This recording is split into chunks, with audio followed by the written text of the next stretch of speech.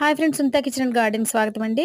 ఈ రోజు అయితే నేను మీకు ఎంత టేస్టీగా రుచిగా ఉండే చికెన్ ములక్కాడ కర్రీ సింపుల్గా ఎలా ప్రిపేర్ చేసుకోవాలో చెప్తాను ఫ్రెండ్స్. ముందుగా చికెన్ని కడిగి అందులో కర్రీకి సరిపడంత పసుపు, సాల్ట్ వేసుకోవాలి. ఒక 2 స్పూన్స్ అల్లం వెల్లుల్లి పేస్ట్, ఒక 2 స్పూన్స్ కారాన్ని, అలాగే ఒక 2 స్పూన్స్ పెరుగును కూడా వేసి బాగా మ్యారినేట్ చేసి పక్కన పెట్టుకోవాలి ఒక 5 మినిట్స్. తర్వాత పొయ్యి మీద పాన్ పెట్టి ఆయిల్ వేసి ఆయిల్ వేడెక్కిన తర్వాత తరిగిన ఉల్లిపాయలు, పచ్చిమిర్చి వేసి వేగనిచ్చి మనం ముందుగా మ్యారినేట్ చేసి పెట్టుకున్న చికెన్ అందులో వేయాలండి. కలిపి మూత పెట్టాలి. తర్వాత మనం ముందుగా కట్ చేసి పెట్టుకున్న ములక్కాడ ముక్కలండి. మా గార్డెన్‌లో కాసిన ములక్కాడలు ఫ్రెండ్స్. ములక్కాడ ముక్కలు, టమాటా ముక్కలు, ఆర్గానిక్ ములక్కాడలండి. ఇందులో వేసేసి కలిపేయాలండి. తర్వాత కొద్దిగా కస్తూరి మెంతి ఏద్దాం ఫ్రెండ్స్. చాలా బావుంటది కర్రీ. ఇప్పుడైతే కస్తూరి మెంతిని కూడా వేసేద్దాం.